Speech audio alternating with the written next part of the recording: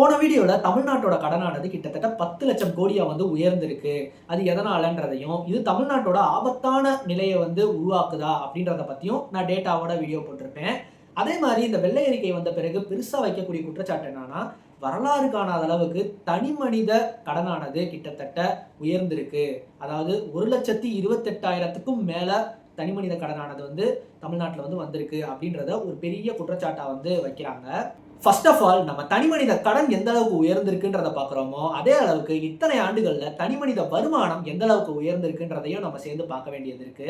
அப்படி நம்ம கணக்கெடுத்து பார்க்கும்போது 2020, 21ஆம் ஆண்டுல பெர் கேபிட்டா இன்கம் ஆனது தமிழ்நாட்டுல கிட்டத்தட்ட 2.51 கோடின்றது இருந்திருக்கு. இதை எதை வச்சு நம்ம கால்குலேட் பண்றோம்னா, அன்னைக்கு ஜிஎஸ்டிபி ரேட் எவ்வளவு இருந்துச்சோ அதையும் டிவைடட் பை அன்னைக்கு எவ்வளவு மக்கள் தொகை இருந்துச்சோ அதை வச்சு தான் நமக்கு இந்த வேல்யூ கிடைக்குது.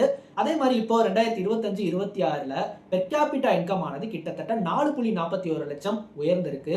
இதனால நமக்கு என்ன புரிய வருதுன்னா, கடந்த ஆண்டுகளோட இந்த ஆண்டு பெர் கேபிட்டா இன்கம் ரொம்பவே இன்க்ரீஸ் ஆயிருக்கு. இதுல நம்ம முக்கியமா பேச வேண்டிய விஷயம் என்னன்னா, பெர் கேபிட்டா இன்கம் ரேங்கிங்ல தமிழ்நாடு 3வது இடத்துல இருக்கு. முதல் இடத்துல கர்நாடகா, 2வது இடத்துல தெலுங்கானா இருக்கு. நீங்க திரும்பி என்கிட்ட சண்டைக்கு வரலாம். அதாவது பெர் கேபிட்டா இன்கம் எவ்வளவுதான் ஜாஸ்தியா இருந்தாலும் இன்னைக்கு கடன்றது ரொம்ப ஜாஸ்தியா இருக்கே, இது நம்மள ஒரு வறுமைக்குள்ள தள்ளிரும் அப்படின்ட்டு ஒரு கூற்று இருக்கு. அதாவது எங்க வருமானம் ஜாஸ்தியா இருக்கோ அங்க வறுமை கம்மியா இருக்குன்ற ஒரு ஃபேமஸான ஒரு கூற்று இருக்கு. அதன் அடிப்படையில இன்னைக்கு பெர் கேபிட்டா இன்கம்ல நம்பர் 1, நம்பர் 2 இடத்துல இருக்கக்கூடிய மாநிலங்களான கர்நாடகாவும் தெலுங்கானாவும் பாவர்ட்டி கண்ட்ரோல் இண்டெக்ஸ்ல எத்தனாவது இடத்துல இருக்கு தெரியுமா? கிட்டத்தட்ட கர்நாடகா 13வது இடத்துலையும் தெலுங்கானா 5வது இடத்துலையும் இருக்கு. குஜராத்லாம் 16வது இடத்துல இருக்கு. ஆனா தமிழ்நாடு வறுமையை கண்ட்ரோல் பண்றதுல 3வது இடத்துல இருக்கு.